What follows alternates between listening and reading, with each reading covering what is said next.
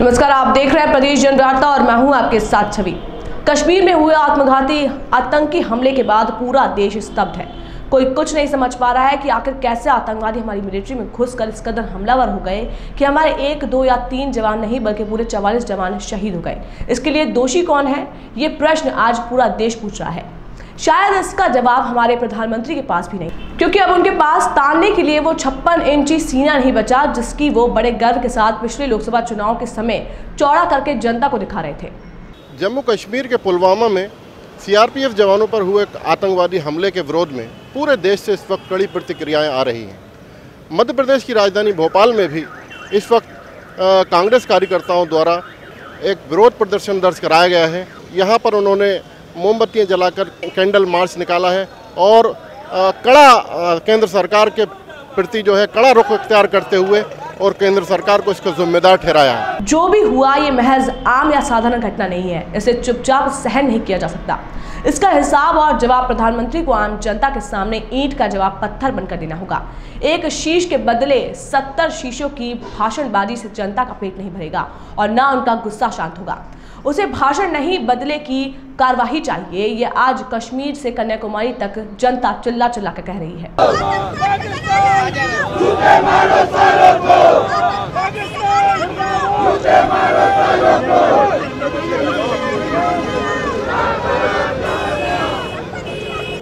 देखिए, ये बहुत दुखद घटना है हमारे देश के लिए, हर देशवासी के लिए कि इतनी बड़ी संख्या में लोग शहीद हुए। लेकिन सबसे बड़ा प्रश्नवाचक चिन्ह तो ये उठता है कि आखिर हमारी जो खुफिया एजेंसीज थी वो क्या कर रही थी, और इतनी बड़ी मात्रा में यदि आरडीएक्स लेके कोई व्यक्ति उस कैनवॉय में घुसता है तो कैसे घुसा, क्यों जवानों की सुरक्षा की पूरी व्यवस्था नहीं की गई थी। तो ये जो लापरवाही हुई है खुफिया एजेंसीज की, ये सरासर पूरी तरह से लापरवाही है और केंद्र सरकार को इसकी जिम्मेदारी लेते हुए इस पर कार्रवाई तो करना ही चाहिए। लेकिन आखिर चूक क्यों हुई ये भी सुनिश्चित होना चाहिए। मध्य प्रदेश की राजधानी भोपाल में भी कश्मीर में हुई इस आतंकवादी घटना के विरोध में कांग्रेस कार्यकर्ताओं ने रोशनपुरा चौराहे से न्यू मार्केट तक पैदल कैंडल मार्च निकाला, जिसमें प्रदेश के जनसंपर्क मंत्री पीसी शर्मा, भोपाल मध्य के विधायक आरिफ मसूद, कांग्रेस जिला अध्यक्ष कैलाश मिश्रा, भोपाल नगर निगम के नेता प्रतिपक्ष मोहम्मद सगीर, कांग्रेस प्रदेश प्रवक्ता आसिफ जकी, पार्षद शबिस्ता जकी, रईसा मलिक, अमित शर्मा सहित भारी संख्या में आमजन मौजूद थे। देश की बहुत बड़ी क्षति है जो सुरक्षा में लगे हुए थे और उनके साथ इस तरह से चूक हुई है, जो इंटेलिजेंस पूरी खबर मुस्तैदी के साथ नहीं रख पाई, नहीं बता पाई, उसके खिलाफ कार्रवाई होना चाहिए।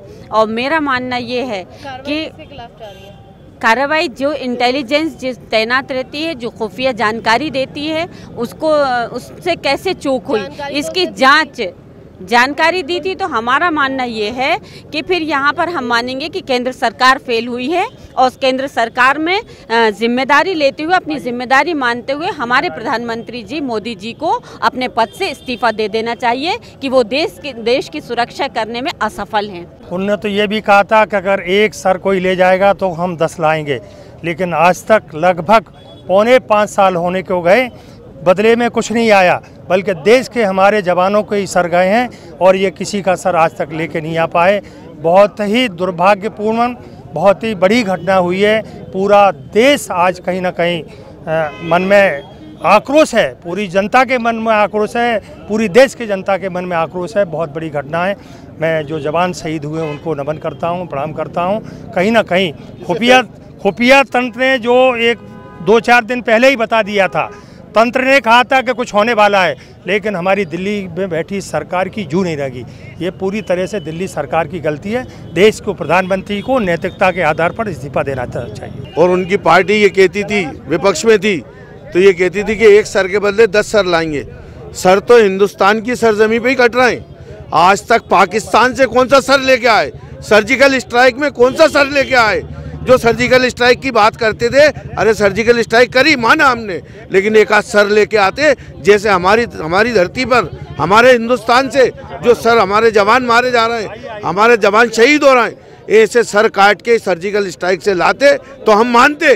ये बहुत ही घोर निंदनीय घटना है। हम पूरी तरह से जो घटना हुई है इसमें जो सैनिक शहीद हुए हैं उनके साथ हैं, उनके परिवार के साथ हैं और हम प्रधानमंत्री नरेंद्र मोदी से चाहते हैं कि नैतिकता के तौर पर उनको स्वयं इस्तीफा देना चाहिए।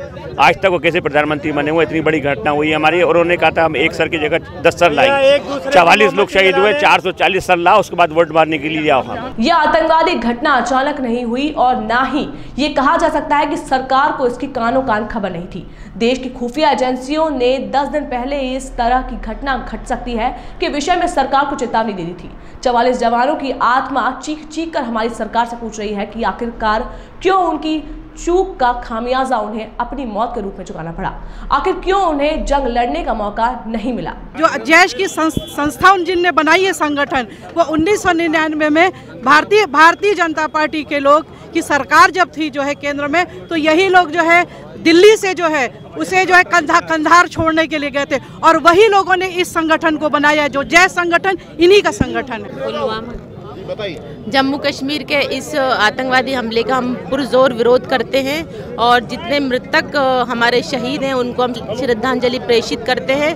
और प्रदेश की सरकार जब प्रधानमंत्री के साथ में है तो देश का प्रधानमंत्री चुपचाप क्यों बैठे हुए हैं। हम पाकिस्तान को जिम्मेदार मानते और हमारे देश के प्रधानमंत्री को जिम्मेदार मानते। पाकिस्तान ने तो गलत किया ही, लेकिन साथ में हम पाकिस्तान जब हमारे ऊपर अत्याचार कर रहा है तो हमारा देश का प्रधानमंत्री चुपचाप क्यों बैठे हुए हैं। उनको एक्शन लेना चाहिए। जब पूरी प्रदेश की सभी सरकारें उनके साथ में हैं, अलग अलग प्रदेश की, तो वो क्यों चुपचाप बैठे और कोई एक्शन क्यों नहीं ले रहे। देखिए, जम्मू कश्मीर में ये जो पुलवामा में जो घटना हुई है, उन शहीदों को हम सशक्त नमन करते हैं। और ये है कि जब सभी सरकारें साथ में है तो केंद्र सरकार को बहुत ठोस कदम उठाने चाहिए, और ऐसे जिन लोगों ने इस हादसे को अंजाम दिया उन लोगों के खिलाफ कठोर से कठोर कार्रवाई करनी चाहिए, क्योंकि उन शहीदों को सिर्फ हम श्रद्धांजलि दे सकते हैं, लेकिन जिन माँ बाप के बच्चे उनसे छिन गए, वो बच्चे कहाँ से लाके हम उनको देंगे। इस शहीदों की आत्मा पूछ रही है अपने प्रधानमंत्री से कि क्यों पहले उन्हें फ्री हैंड नहीं दिया गया, और आज जब दुश्मन घर में घुसकर चीख फाड़ करने चला गया तो आप फ्री हैंड दे रहे हैं, आखिर क्यों। पूरा देश आक्रोशित है। अब वो पाकिस्तान और उनके पिछलग्गू आतंकवादी संगठनों से आर पार की लड़ाई करना चाहता है। मैं ये कहना चाह रहा था कि केंद्र सरकार ने सुरक्षा के लिए इतने वादे किए हम लोगों से, जनता से। आज हमारे देश का जवान सुरक्षित नहीं है, हम लोग सुरक्षित अपने को कहाँ से महसूस करें। इस मौके पर हम ये किसी को नहीं कहना चाहते कि दोष किसी पे थोपा जाए, क्योंकि जो लोग शहीद हुए हैं वो हम सब लोगों के लिए अफसोस वाली बात है। लेकिन कहीं ना कहीं ये भी सोचना पड़ता है कि एक सरकार जिम्मेदारी से बार बार बच रही है और निर्दोष लोग मारे जा रहे हैं, हमारे सैनिक हमारे सामने मारे जा रहे हैं और उसके बाद हम कुछ कर नहीं पा रहे। तो कहीं ना कहीं ये एक चिंता का विषय, क्योंकि इंटेलिजेंस की रिपोर्ट के बावजूद उस तरफ ध्यान नहीं देना, यह भी एक बड़ा प्रश्न। सीधे सीधे होम मिनिस्टर का फेल्यूर है, क्योंकि जब ऑलरेडी उनको बता दिया गया था, इस तरह की उनके पास रिपोर्ट थी, तो उस पर क्यों नहीं जागी। लेकिन आज का वक्त ऐसा है कि हम लोग उन सब परिवारों के साथ हैं, और आज भी हम अलग विचारधारा के होने के बाद केंद्र सरकार से यही मांग करते हैं कि वो जवाबी हमला करे, हम सब साथ हैं। देखिए, ये पुलवामा का जो हमला हुआ है, ये मोदी सरकार का ढील पोल है। मोदी सरकार अब जो है कार्य करने योग्य नहीं बची है। मोदी सरकार की ताकत खत्म हो चुकी है। मोदी सरकार को इस्तीफा दे देना चाहिए, क्योंकि मोदी सरकार जब विरोध में थी तो वो कांग्रेस के नेताओं के बारे में बड़े बड़े वादे करती थी, कहती थी कि हम सरकार में आएंगे तो हम 56 इंच का चीता है, हम जो है डबल जो है सर लेके आएंगे। हमारे इतने सैनिक मर गए। हम मोदी जी को वो याद दिलाना चाहते हैं कि वो जितने सैनिक मरे हैं उनसे डबल सैनिक के जो है सर हमारे पास ला के दे दें, और अगर नहीं ला के दे सकते तो वो इस्तीफा दें, और जो है इस्तीफा दें। और इस प्रकार से सैनिकों का अपमान जो है भारत देश नहीं सहेगा। वो कांग्रेस जो है आगे जो है सड़कों पे उतर के इसका विरोध करेगी। जय जय जय। हमारी फौज के जवानों को पाकिस्तानी आतंकवादियों ने 56 इंच का सीना और 10 सर लाने वाले प्रधानमंत्री, उनकी सरजमी पर लगातार जवान शहीद हुए जा रहे हैं, क्या प्रतिक्रिया जाहिर है? निश्चित तौर पर ये बहुत ही दुखद घटना हमारी बॉर्डर पे हुई है। एक आतंकवादी हमले में 44 हमारे सैनिक की हत्या हुई, उनको हम कहेंगे कि वो शहीद हुए हैं। इतने सैनिक जा रहे थे, कहाँ गई इंटेलिजेंस? अपने घरों से छुट्टी के बाद वो वहाँ ज्वाइन करने जा रहे थे, कहाँ गई इंटेलिजेंस? क्या मिलिट्री की इंटेलिजेंस को, सरकार की इंटेलिजेंस को ये जरा भी इल्म नहीं हुआ कि आतंकी हमला होने जा रहा है? इसके पहले भी हमले हुए, पुरी में हुए, हमारे सैनिक मारे गए, शहीद हुए, उससे भी सबक नहीं लिया केंद्र की सरकार ने। और मैं समझता हूं कि हिंदुस्तान की आज़ादी के बाद ये सबसे बड़ी घटना है जिसमें 44 हमारे सैनिक शहीद हुए और सैकड़ों उसमें घायल हो गए। ये पूरे के पूरे परिवार तहस नहस हो गए। हमारे मध्य प्रदेश का भी एक सैनिक उसमें था, उनको हम श्रद्धांजलि देते हैं और मांग करते हैं कि 56 इंच वाले सीने वाले प्रधानमंत्री जी कोई ठोस कदम उठाइए। ये आपने अभी कुछ दिन पहले माफ़ी मांगी थी, अब जनता देश की माफ़ नहीं करेगी आपको। ये दो आदमियों की सरकार है, नरेंद्र मोदी की और अमित शाह की। ये केवल अपनी ब्रांडिंग में लगे।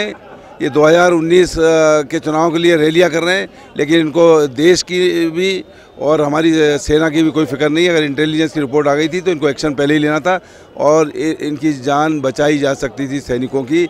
और मैं तो कहूँगा कि पाकिस्तान के साथ साथ जो दोषी हैं सरकार में, उन पर भी एक्शन होना चाहिए। देखिए, देश में जो वीर जवान शहीद हुए हैं उनको नमन करते हैं, श्रद्धांजलि देते हैं, लेकिन इस तरीके की कायराना हरकत जो पाकिस्तान ने की है, पूरा देश एकजुट है पाकिस्तान के खिलाफ।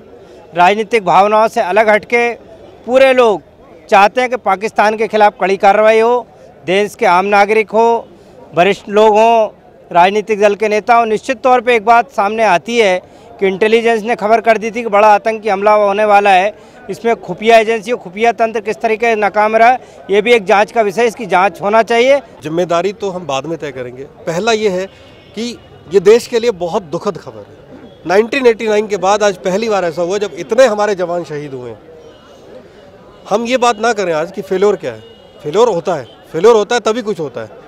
तो हम ये चाहते हैं कि अब ये जो आगे जाना है, सारी पार्टीज एक साथ इकट्ठा हो।